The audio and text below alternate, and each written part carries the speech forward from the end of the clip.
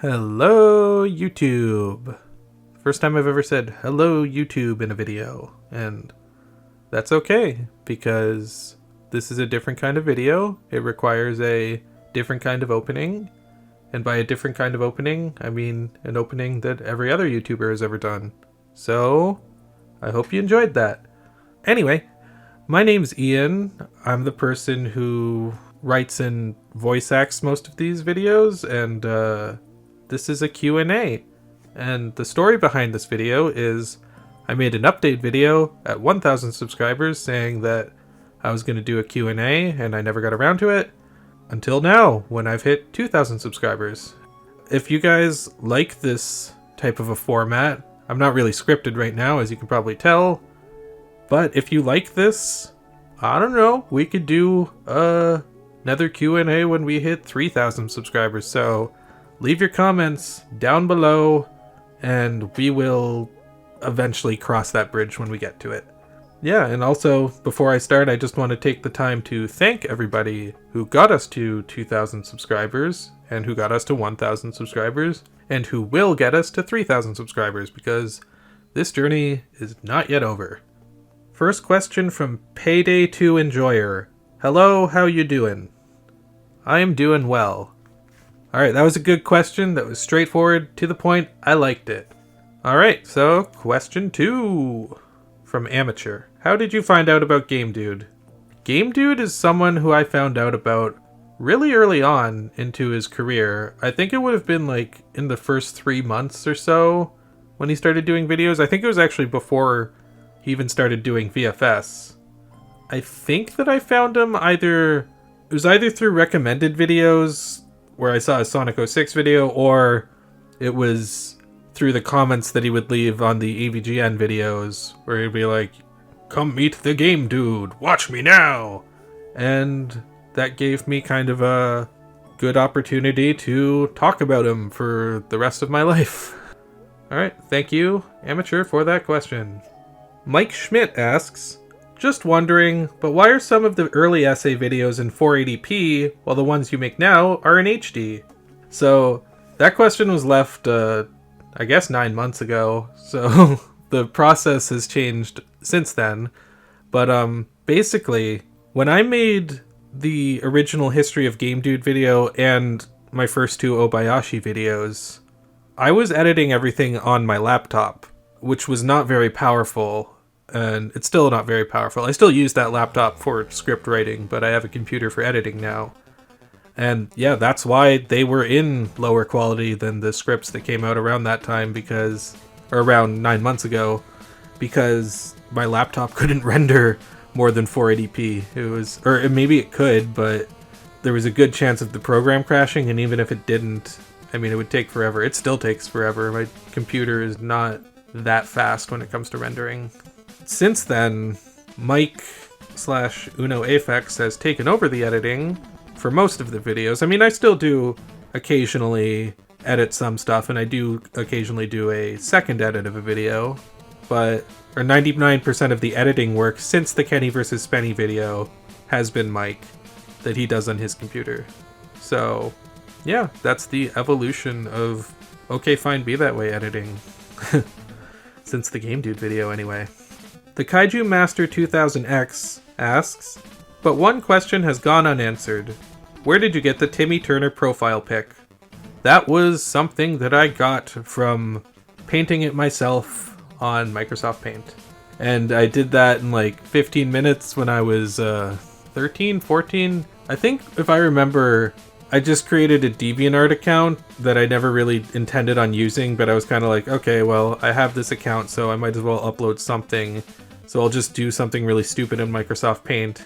And I remember this much, his eyes on the picture were the first thing I drew, but when I was drawing them, I did not know that I was going to turn it into a Timmy Turner picture. That was just something that I kind of came up with on the fly after I drew his nose, and then I'm like, okay, I'll just Timmy Turner, why not? The name of the picture is Average Kid, because it's like referencing the theme song, Timmy is an average kid.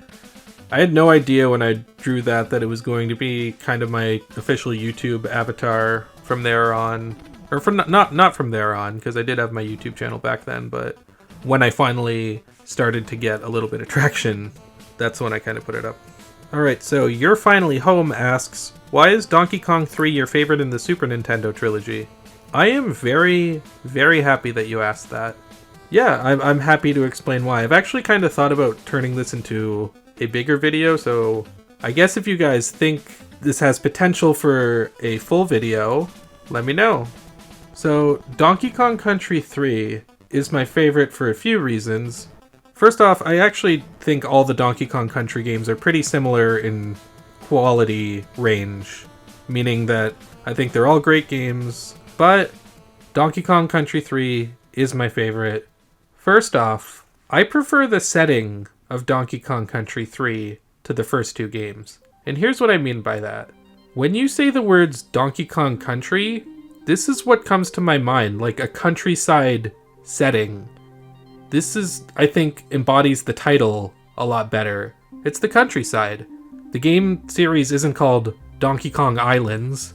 I think setting it in the countryside, I mean, it's a little bit different from the other games in that regard, but I think it's different in a good way.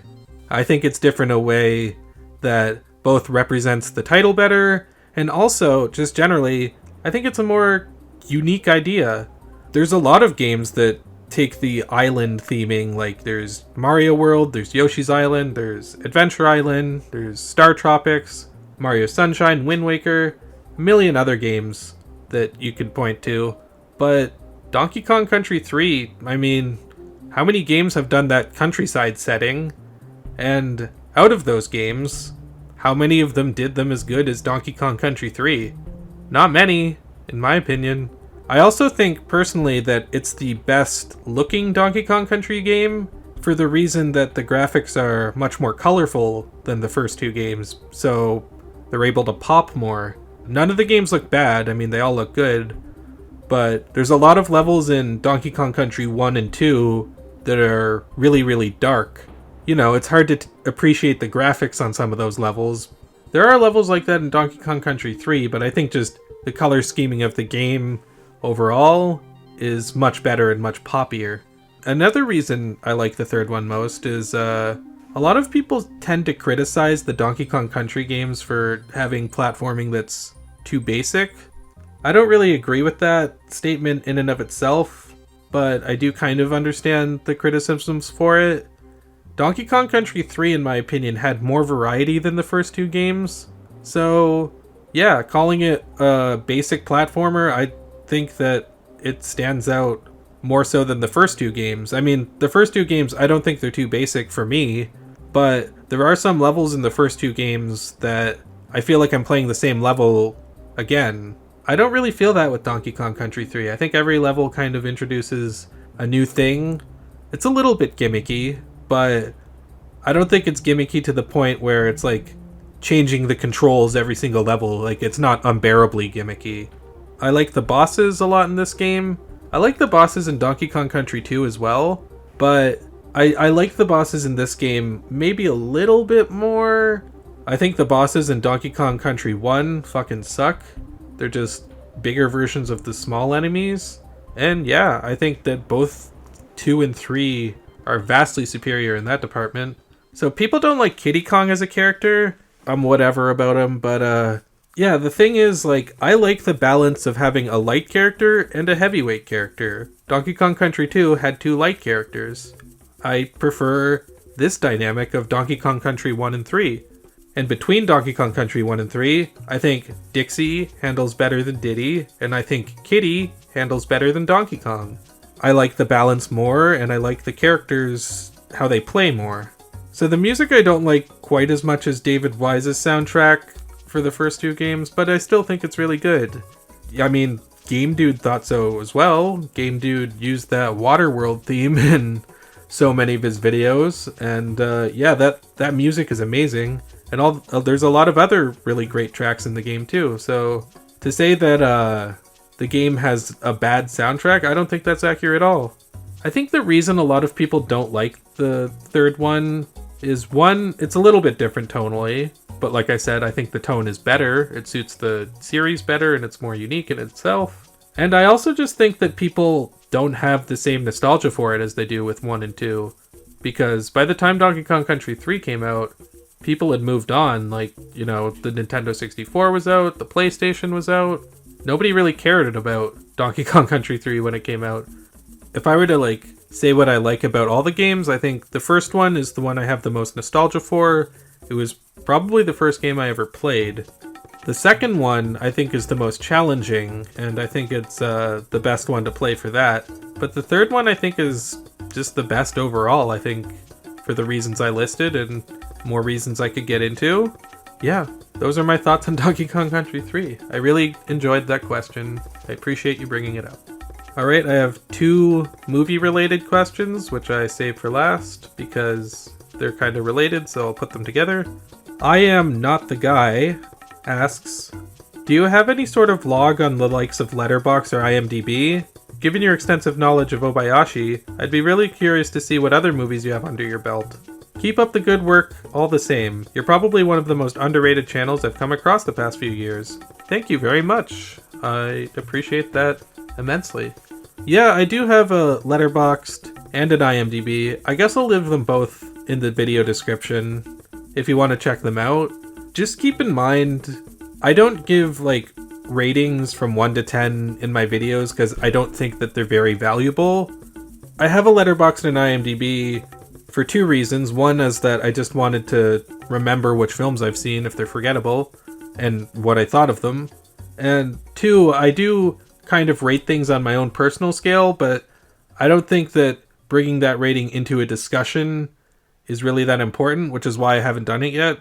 So yeah, you guys can go down there, you can check out my Letterboxd, you can check out my IMDb, but if you have any sort of like contentions with how I rated something, don't take it too seriously because I don't take the ratings too seriously.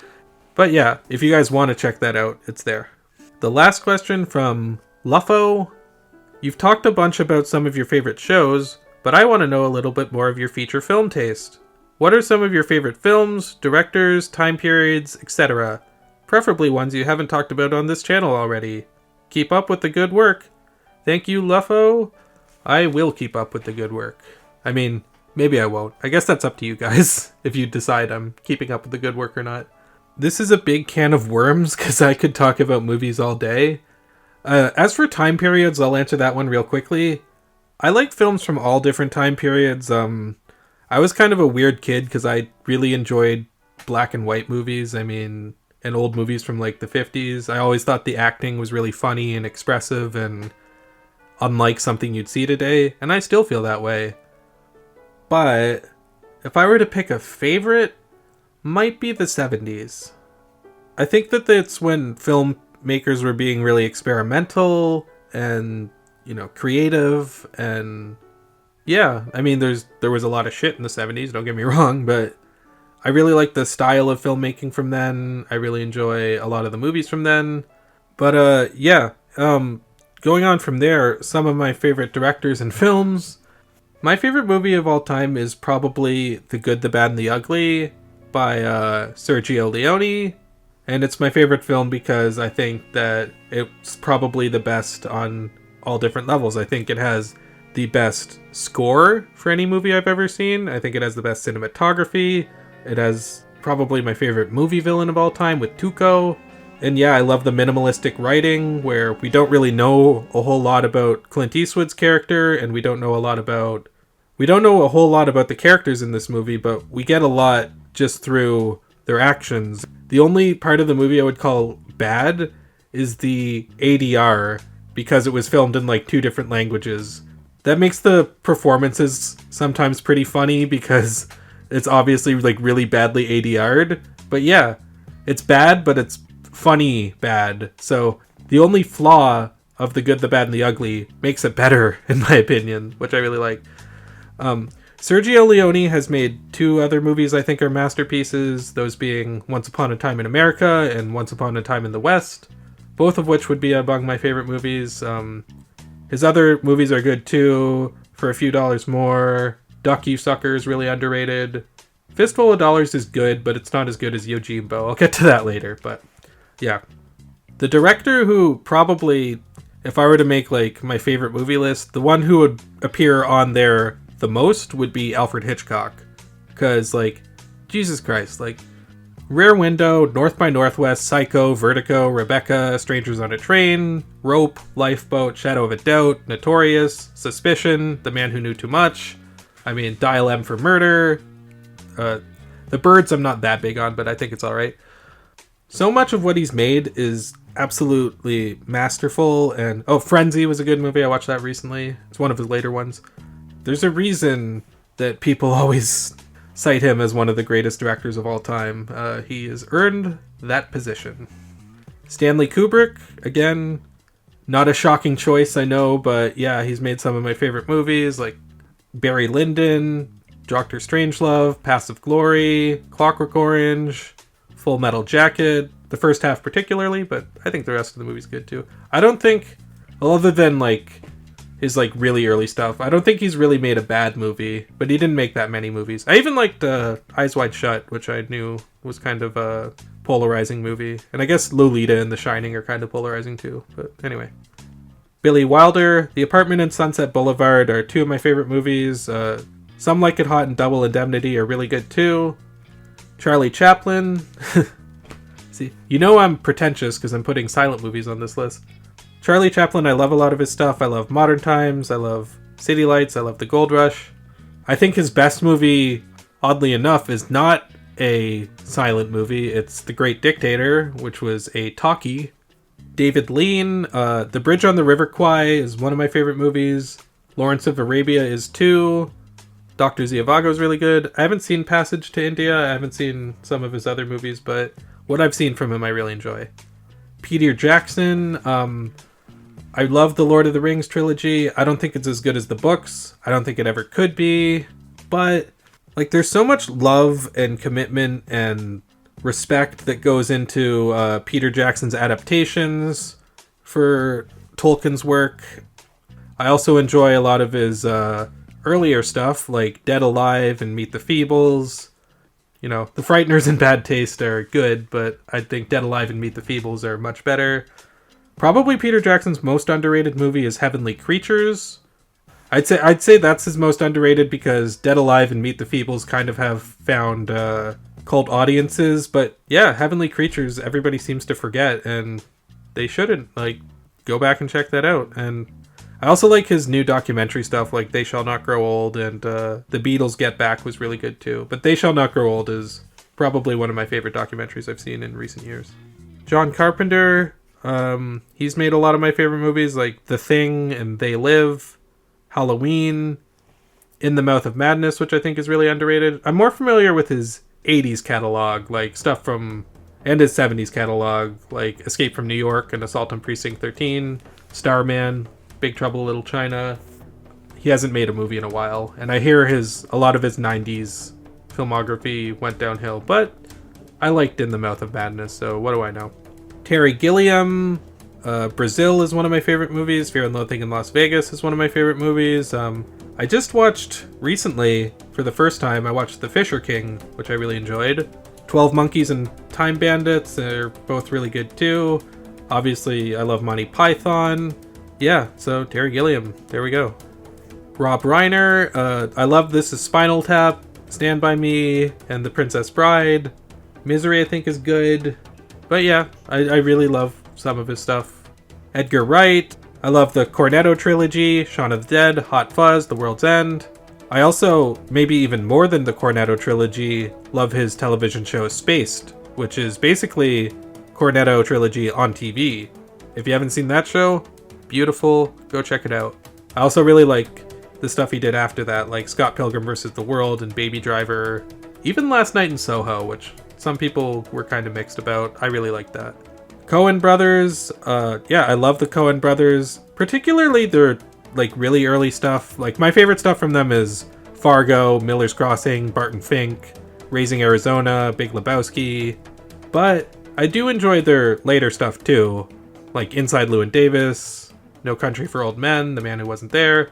I've seen all of their movies actually, and almost all of them are really good. Lady Killers is not, but whatever. The original Lady Killers is good though. Go check that out. Paul Thomas Anderson, Boogie Nights, Magnolia, There Will Be Blood, Punch Drunk Love, Licorice Pizza. Most of his stuff. I mean, Inherent Vice I wasn't that big on, and some of his later stuff it doesn't connect with me as much as his earlier stuff, except for Licorice Pizza. That one really connected with me, so... But all of his stuff is good. Wes Anderson, a lot of people kind of criticize Wes Anderson for kind of doing the same style of movie over and over again, which is, I think, a legitimate criticism. At the same time, that style has led to a lot of my favorite movies like Moonrise Kingdom, Fantastic Mr. Fox, Grand Budapest Hotel. And yeah, I don't think that he's made a movie I'd call legitimately bad, but yeah, I would kind of like to see him branch out a little bit more and try some different genres other than these quirky comedies, which I do love. Speaking of quirky comedies, Charlie Kaufman's up next. Synecdoche, New York is one of my favorite movies. Eternal Sunshine is too. Anomalisa, I'm Thinking of Ending Things, Being John Malkovich, Adaptation. Yeah, I love his, I love Charlie Kaufman. He's really depressing and funny and thoughtful, and I really enjoy all those traits about him. And while we're on the topic, I might as well bring up Spike Jonze, who was the guy behind... Well, I mean, Charlie Kaufman wrote the scripts for Adaptation and Being John Malkovich, but Spike Jonze was the director, and Spike Jonze has gone on to make his own movies, which are also really great, like Her and Where the Wild Things Are, I think are both beautiful movies. So, yeah. Tarantino has made a lot of movies that I enjoy. The only one I would really call a masterpiece is Pulp Fiction, but I enjoy his other stuff too. I just don't put it on the same pedestal as that one. Tarantino hasn't made a movie that I didn't like. I used to not like Death Proof, but I've come around to it a little bit more. But yeah, his other stuff is like really great too, like Once Upon a Time in the Hollywood, Django Unchained, Reservoir Dogs, Jackie Brown, Martin Scorsese. I mean, he's made a lot of movies. Some of them are not as good as others, but his best stuff, like Taxi Driver, Goodfellas, Raging Bull, King of Comedy, like that stuff's amazing. Thomas Vinterberg, if you guys don't know who that is, he's a Hungarian director. We're getting into more, I guess, the foreign side of things now. He made The Celebration and The Hunt, both of which are absolute masterpieces. He also made other movies like Another Round, which is pretty good. And he sort of started the Dogme 95 movement with Lars von Trier back in the day. And Lars von Trier is someone I haven't seen that many movies from. What I have seen from him is pretty good. And there's one movie that he's made that I think is an absolute masterpiece, and that is Breaking the Waves. I still need to see more of his movies though. Dancer in the Dark was good, Melancholia was good, Antichrist was good, but Breaking the Waves was fucking amazing. One of the best movies I've ever seen. So Japanese directors, Obayashi I'm not going to go into. I think I've done that enough. Then again, I have plans to make more Obayashi videos, so maybe I haven't done it enough. Kurosawa, a lot of stuff. Ran, High and Low, Seven Samurai, Yojimbo, Rashomon, Hidden Fortress, The Bad Sleep Well, Throne of Blood. Yeah, I mean, it's Kurosawa, what can you say? Sion Sono, this is a divisive director.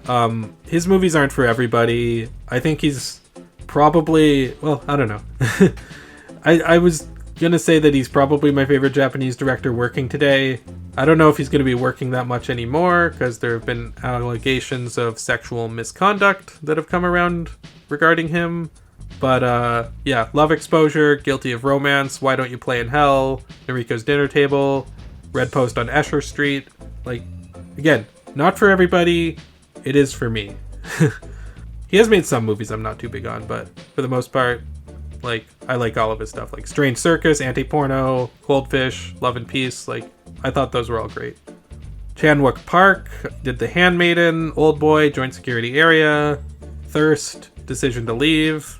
Yeah, I mean, the Vengeance trilogy, Mr. Vengeance, Lady Vengeance. Yeah, one of the greatest Korean directors of all time. Maybe my favorite Korean director currently working.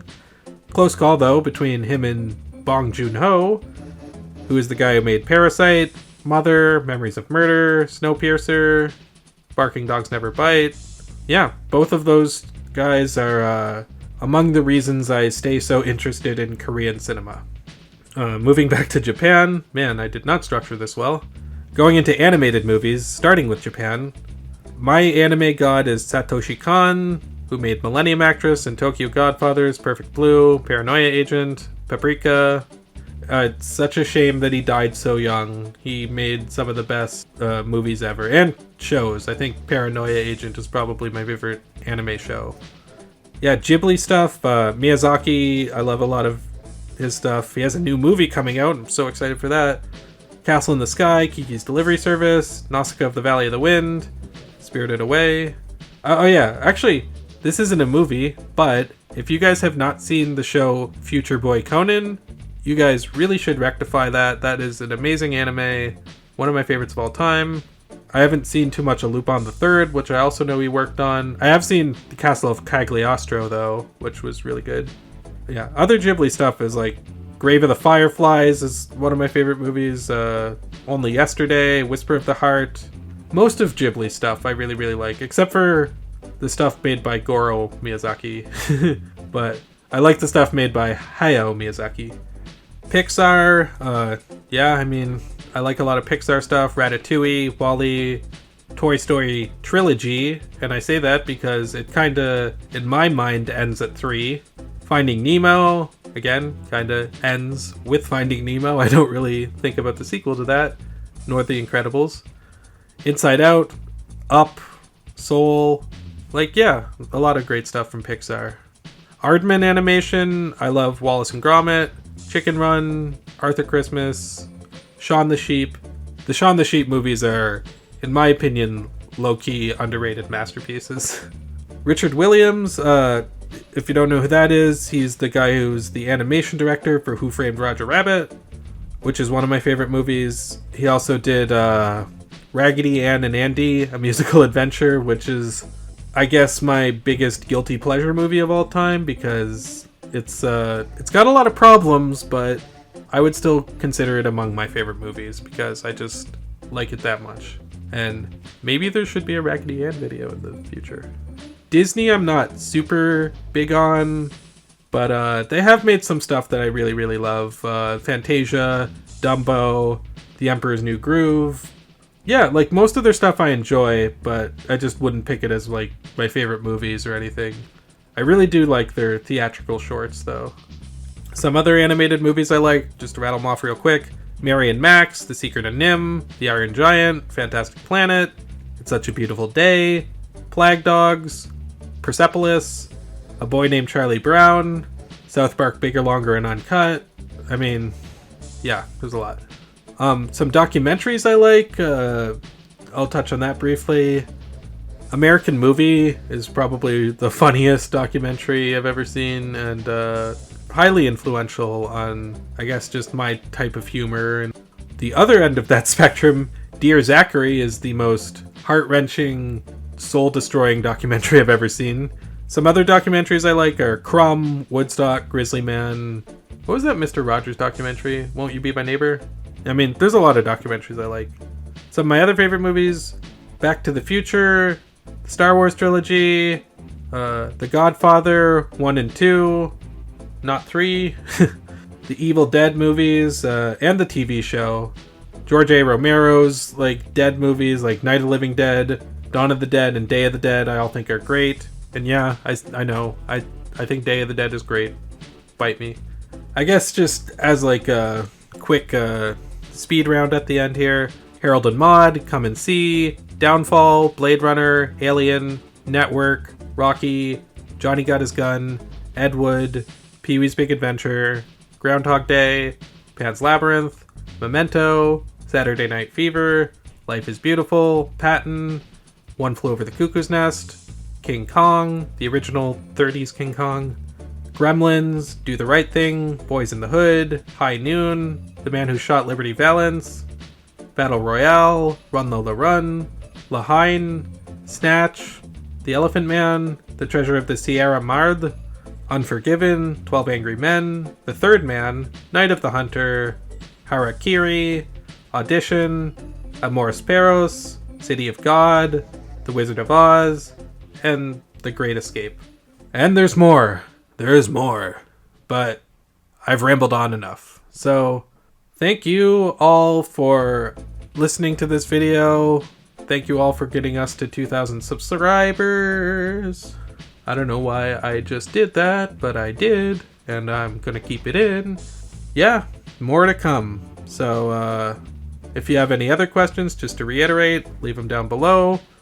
And if this video goes over well, we'll do another one. So, thank you.